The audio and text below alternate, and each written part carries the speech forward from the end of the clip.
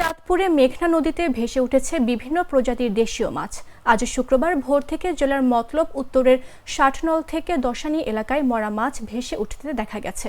এতে করে নদী পাড়ের মানুষজনের মাঝে আতঙ্ক দেখা দিয়েছে।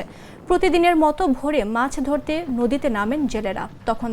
তখন দেখতে পান পানিতে ভেসে রয়েছে অসংখ্য মরা মাছ। পচা মাছের গন্ধে নদী পাড়ের বাসিন্দারা অতিষ্ঠ হয়ে পড়েছেন। মতলব উত্তর উপজেলা মৎস্য কর্মকর্তা বিজয় কুমার দাস বলেন, এটি নিছক মাছ মরার ঘটনা নয়, এটি একটি জলজ পরিবেশগত দুর্যোগ।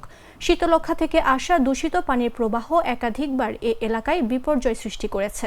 পরিবেশ সংগঠক মতলবের মাটি ও মানুষ এর সভাপতি শামীম খান বলেন, সংশ্লিষ্ট কর্তৃপক্ষ যথাযথ পদক্ষেপ নিচ্ছেন না। প্রয়োজন দ্রুত আন্তঃজেলা পরিবেশ কমিশন গঠন এবং কারখানাগুলোর বিরুদ্ধে শাস্তিমূলক ব্যবস্থা গ্রহণ।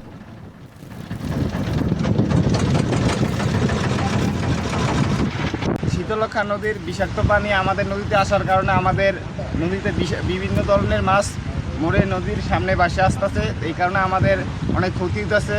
তাছাড়া যদি এই সমস্যাটা আইন প্রশাসন এবং মৎস্য ভবন যারা আছেন তারা এদিকে লক্ষ্য না করেন, তাহলে আমাদের অনেক বিরাট বড় ক্ষতি হতে পারে।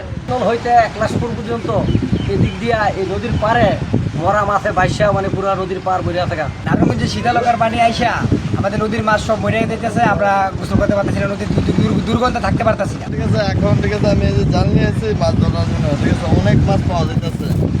হ্যাঁ, ঠিক আছে, মাছ খ্যাপ দিলে ঠিক আছে 1 কেজি 1.5 কেজি করে ওঠে। খ্যাপ দিলে 1 কেজি 1.5 কেজি করে ওঠে। ওইরা আমাদের পুরা এলাকা সামনের ৬০নল থেকে গজাদি থেকে শুরু করে এই হরিণা পর্যন্ত মাছ মরাই দেখা যায়।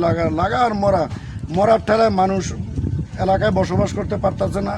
এবং জেলেদের যেই মেঘনা নদী দিয়ে জেলেরা জীবিকা নির্ধারণ করে, এই জেলেদের সমস্ত জেলেরা চিৎকার বাকার করে যে মেম্বার সাহেব, এটা আপনি সরকারের কাছে একটা অনুরোধ জানান যে সরকার কিভাবে এটার একটা পদক্ষেপ নিতে পারে। প্রতি বছর তো এইভাবে মেঘনার মাছ। কালার এক্সপার্ট, জর্জ স্যাপ এবং মাইল্ড অন হ্যান্ডস টেকনোলজি সমৃদ্ধ অরিক্স ক্রিস্টাল ওয়াশ আপনার লন্ড্রি এক্সপার্ট।